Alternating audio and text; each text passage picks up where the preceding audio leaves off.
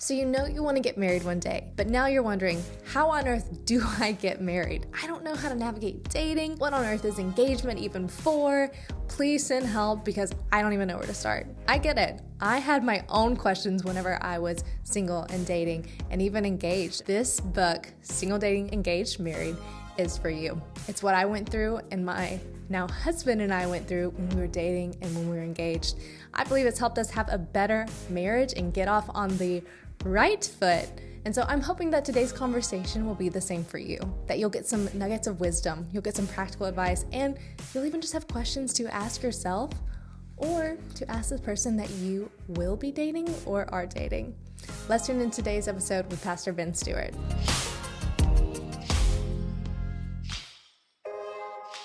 Welcome back to the Dear Future Husband podcast. I'm your host, Christian Bevere. And guys, I can't tell you how much of a listener I feel like today because we are going through Single, Dating, Engaged, Married by Ben Stuart, who wrote this book, I think, for my husband and I, because we went through it when we were in the Dating Engaged series. And Ben, how long ago was the first version of this book come out?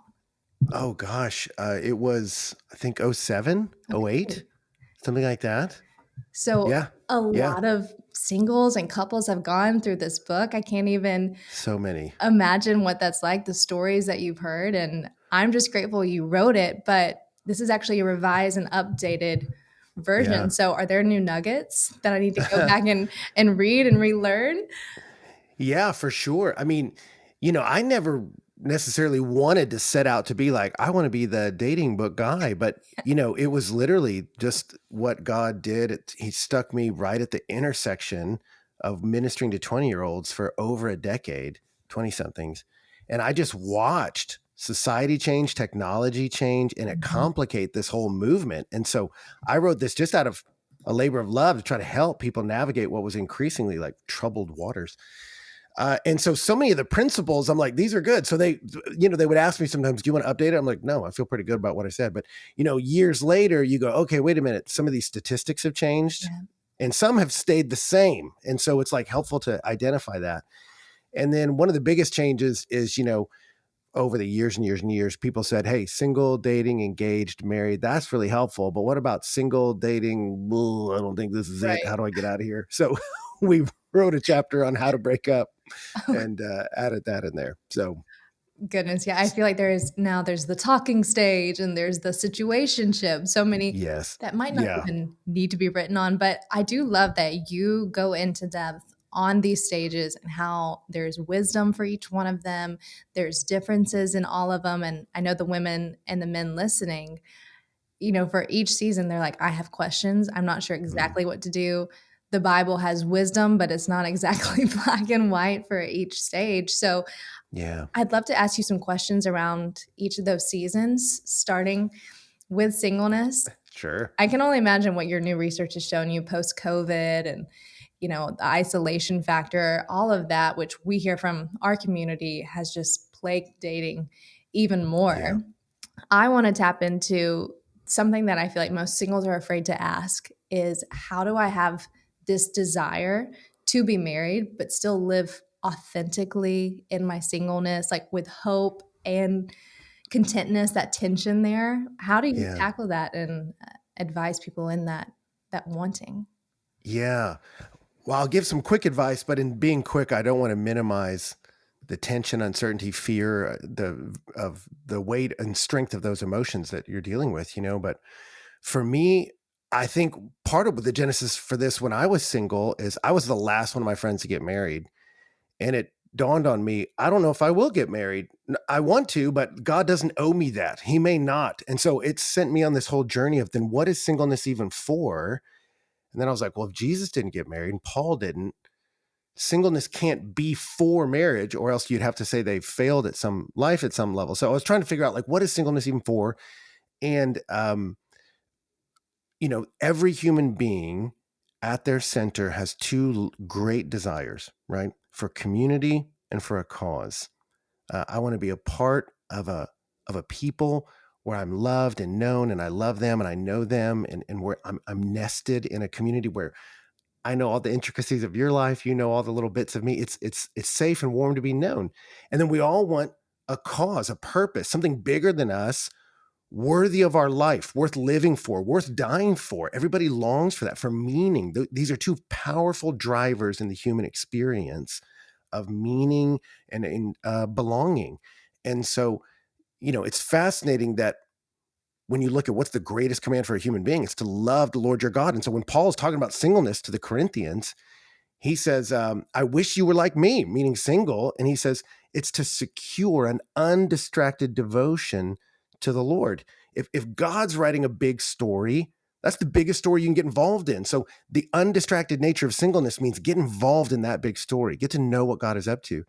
And if being known and loved, if love the Lord your God is our greatest command, get great at that. Be really good at being linked up to him. And so for me, I thought my single season is going to end either by marriage or death. But if Paul's saying it exists for devotion, I want to be good at that. But then the question comes, well, what do I do with this longing to be married then? Like, I want this. What do I do? And what's great about that is God is not like the Greek gods or the Roman gods that are like, I don't care how you feel. Get to work. Make me some grain. God says, cast your anxieties on me because I care for you. Right? That's what he told Peter in the Psalms. I roll my cares upon him because he won't let the righteous fall. And if you look at the great challenge of all of humanity from Genesis 3, it's, do you trust God's character and that he cares? And that's what Satan told Eve. Hey, God doesn't care about you. He's not looking out for you. Yeah. And the fight for every human being is, do I believe God's a good dad and he cares? So for me, I would take all that longing to be married and I'd say, okay, I'm not married. I desire to be. Probably not getting married today. You've told me what to do with these. Don't be anxious about anything, but let these requests be made known to you. So I'm just going to put these in your hands. Do I trust you? Do I trust you to care about this? Do I trust that you value this? And Psalms, like where he said, I keep your tears in a bottle. I was like, I forgot stuff I've cried about a year ago. And God says, I haven't. And so I go, okay, he cares. And so I'm just going to put he's telling me to put my cares and anxieties into his hands. I'm going to do that. And then I'm just going to go about the business of my day. Saying I'm going to get good at knowing God. And I'm going to get good at being a part of what he's doing in the world. And that will lead you to be involved in a community and a cause that can be really satisfying. And I got to the point where I love being single, but, until I met Donna, then that changed pretty quick. And you loved not being single. Yeah. Well, you want to love the season you're in, right? Mm-hmm. So anyway. Well, I love that you honed in on that. Do we trust God not just to give us what we want, but we trust his character in that we haven't been forsaken, that he hasn't withhold something for us just to punish us. I think that's such a key thing to remind us, even when we are tempted to feel bitter of, like you're saying, all your other friends are married and have kind of the thing you want, keeping your eyes grounded. Man. You've mentioned this earlier. So you work with college age students for over a decade now. And I'm curious, as someone that's like gone through that season that can relate, and you're on the other side of marriage, of that longing, at least, like we're saying, not one is bad and not one is a punishment, but looking at college students now and maybe even post-grads, the singles, not to pick on them, but what would you say they might be doing wrong or tend to get a little out of work in dating this day and age? What modern singles are messing up about dating? Is that the idea? Like, especially that, like the young 20-year-old group, because I hear a lot of them, well, at least the girls say, I thought I'd meet my husband in college. And then once I graduate, I feel like I don't know what to do, where to turn. So are you seeing any of that wrestling or those issues? Yeah. And that's been true. I mean, since I was in college, people were like, if you don't meet her before you graduate, like you've somehow failed. You're on like the B track of life, And I was like, no, I don't think so. She's not going to be an Aggie. That's where I went. Oh, well, it's okay. But I do think dating has gotten complicated with our kind of massive onset of technology. And what I watched when I showed up Breakaway in 2007, I mean, when I first started Breakaway, one of my first students was like, dude, you got to see this thing. It's called Facebook. It's crazy. And so that was like 06, 07. And then I was there till 2017. That's when I wrote the book, 2017. And watching in 10 years, the questions young people would ask about dating that early crowd, it was more like, no, I know how to ask a girl out. I'm doing it all the time. And we're going on dates. And I'm just asking, like, how do I know if this is the one? How do I talk to her parents? 10 years later, it was, so if I like a girl, I talk to her. I'm like, oh man, like this isn't about even, I mean, it's about romance, but it's about socialization. Yeah. If you think about spending 7 hours a day on a screen, you go, man, this is robbing from us. What did people do in those 7 hours? We learned how to talk to people. You interacted with people. You talked with them. I mean, we were joking about that with my staff the other day. I was like, I remember, I'm not that old, but I remember the day when if you got in an elevator and someone else was there, you'd say hi and talk to them. Now, if someone does that, you'd be like, whoa, whoa, whoa. What are you doing? You crazy? Get on your phone. I'm on my phone. Yeah. What are you, nuts? Look at your phone, man. It's scary. And so I think what's happening in that, so I'm giving a long answer to a short question, is I see a lot of guys that are terrified to ask a girl out because they just don't know how. They just haven't had the reps. They haven't had that social environment to be able to do that. And it's put even more anxiety and pressure on it and fear. And so a lot just don't. That fear pushes them from even engaging. And then there's the allure of the screen to just get online and get on a screen. And for a lot of guys, they sort of disappear into that, you know?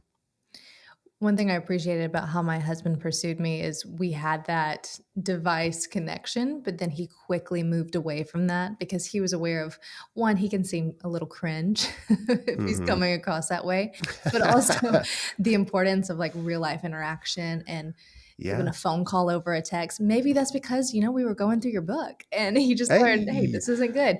Yeah. But that also leads to women saying, well, do I need to initiate because the guys aren't asking out? They don't feel confident, which in my mind, I'm thinking, hey, if he's going to lead you, he needs to be able to at least show interest and show that he wants to pursue you. So what's your advice, I guess, alike to the guy that's timid to ask someone out and the girl that's getting anxious thinking he keeps looking at me, but he's not asking me out. Do I make the move?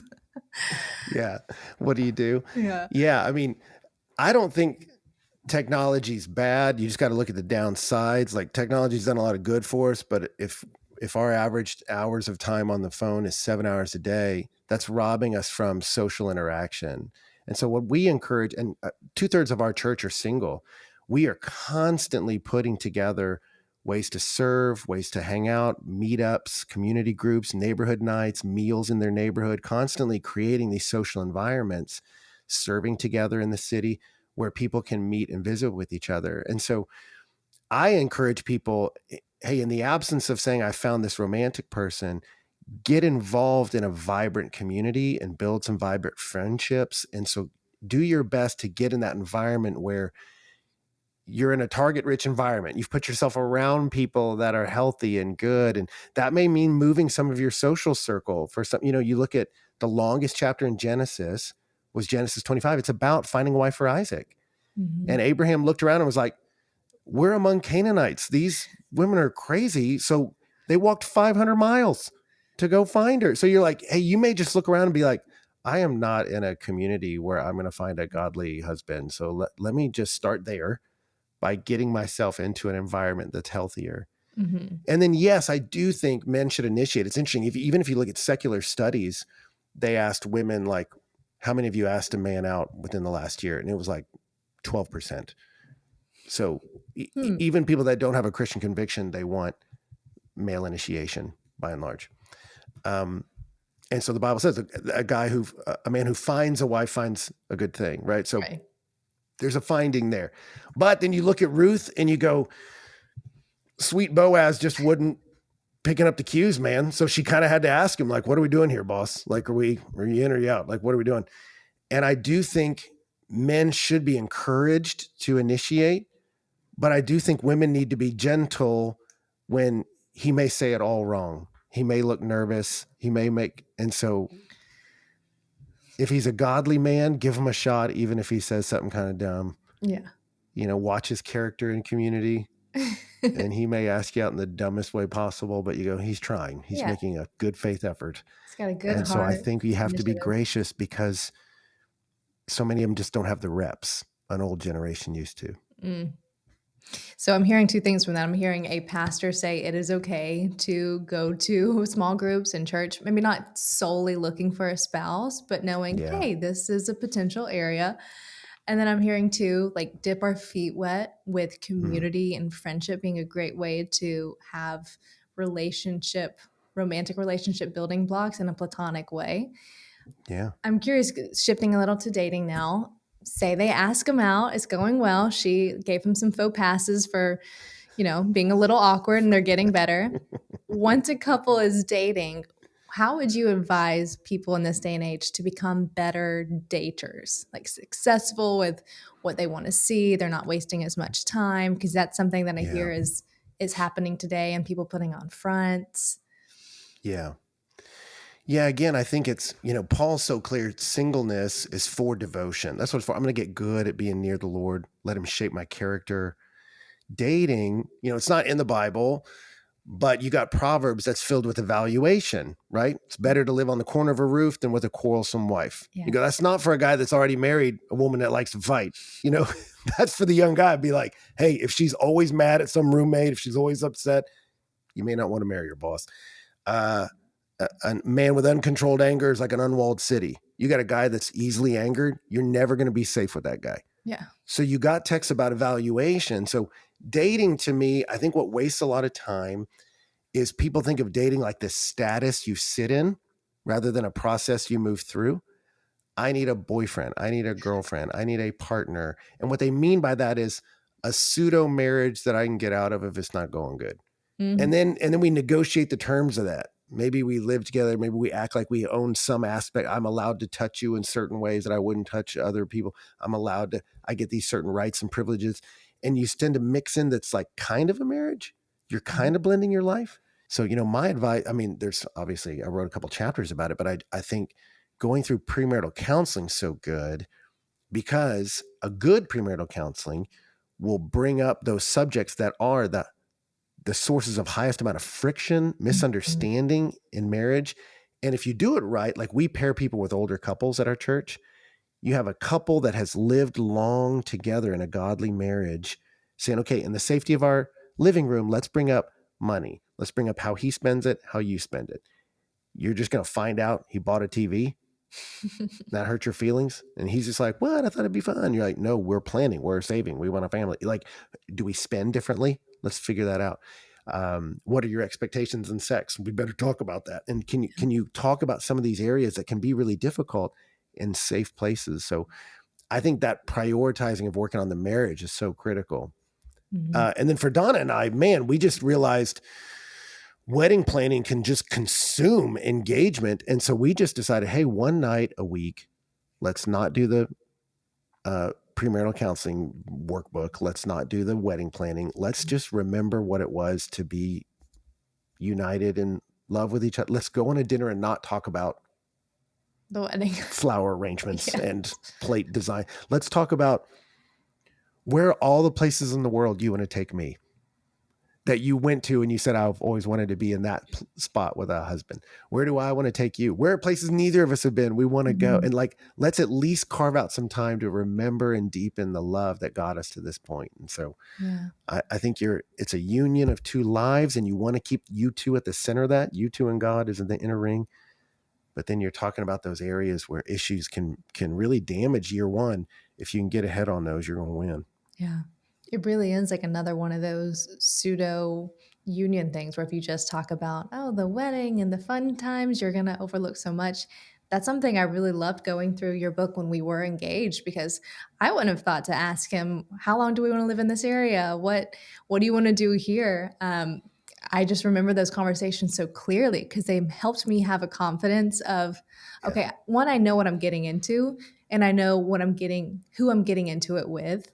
Yeah. We even talked about because he lived in Colorado at the time and I was from Alabama. So there were so many background differences in our lives. And he was like, so Yeah. can you see yourself living in Colorado? I was like, yeah, like 2 to 3 years.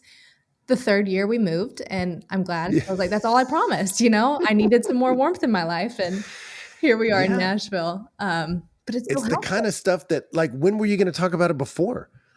But it becomes fights your first year of Yeah. marriage. So you just go, oh, okay, well, let's work this out, And it's silly stuff like that. Like Donna and I mean, I remember the first time I took her to meet my Italian relatives. Oh, We went to lunch and she made plans that afternoon in town. And I was like, what are you doing? Like, it offended me, offended my whole family. Like, you don't care about us. she's And probably she like, what was are you talking confused. about? Yeah. Yeah. And then I went to her grandma's house for Thanksgiving.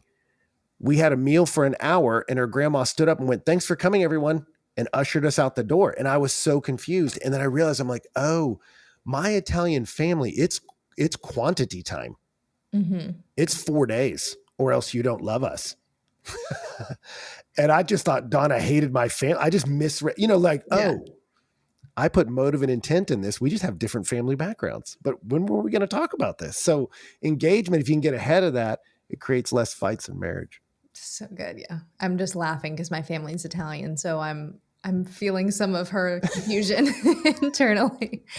Um, yeah. And that's so good too. Cause I feel like if you can give yourself the best head start for you, but then also for the in-laws, because I think that's a whole nother realm Yeah. where there's so much confusion and complexity, but we forget the two becoming one. That's two different backgrounds. It's two different prerogatives. So Yeah. thank you for writing that, for giving us a little bit of a head start. Yeah, it's great. I want to ask you one more thing before we go. Going back to what we started with the women that are in that single season, but they want to be married. I feel like a lot of what they get thrown at is, well, be content and try your best and do hard. But what would you say, and like maybe a sweet note to end on, of what you would look forward to the most in marriage, being married now for decades? I'm guessing it's Yeah. like 20, 30 years. We just I'm hit not going to 20. assume your Yeah. age. Being We just hit seasoned 20. and well watered in your marriage. Yeah. What's your advice of like what you share to couples? Like, man, it's going to be so great in this season. This is what I love about marriage. Yeah. Yeah. Well, sex is fun and all that stuff, but I'll tell you what Donna and I do, and we did it early in our marriage, is we would just talk a lot. And so early in marriage, we didn't have a TV. And it wasn't like in this real discipline, like we will never, like we'd go to movies, but if we had a night after work, it was like, let's go for a walk or let's go sit somewhere. Let's talk and now it's like, I process everything with her. We talk about everything together, and people see us do that and watch us talk. And they go, man, a lot of older couples, like their love grows cold. You just become roommates that share a checkbook or something.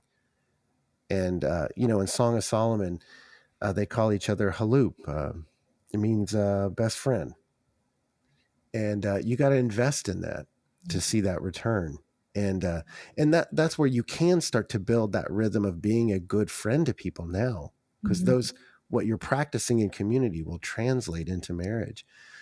But my wife listens to me, cares about me, honors me, values me, and I just love how well I'm known by her. And I listen to her, care about what she cares about, am celebrating when she wins, and we're a team. We're not just roommates. And marriage sometimes can just sort of devolve into, we share a chore list, and that's not us. And so I think the thing to look forward to that's beautiful is a deep and abiding friendship. I think that's really wonderful. And I'm really glad to have that. And I hope everyone who wants to be married has that. I would pray that for everybody listening to this. It's a beautiful place to be known and to be loved. It's good. That's so beautiful. Well, I love that you guys have cultivated that. You're still cultivating it. And I'm so thankful for your book and the way that Yeah. you've helped equip people in the 4 seasons. Again, the book is called Single, Dating, Engaged, Married. This is the revised and updated version. I was telling Ben earlier that I'm glad I have a copy, because we went through ours and then started passing it to our friends that were dating, because we're like, you should really look through this book. And now I don't know where our 2 copies are. So I might have to actually give this one away too, to keep that idea going. But Ben, thank you so I will much. keep you stocked, Yes, however many you need. You just perfect. let me know. That's awesome. Well, you're in DC at Passion City Church, but where can people find your book or connect with you if they're not local to that area? Yeah. So Passion City Church, DC, we're out there online, Instagram and everywhere else. Ben Stewart's my name. I'm out there on Instagram, and I'm not on TikTok. I can't do it. But, you can find us there. Single, dating, engaged, married, it's everywhere. You can find a book. They're out there. And I'm just thrilled how much it's been a resource to people, and pray it'll continue to be. So we'll keep going. Awesome. Thank you, Ben. Yeah, thank you.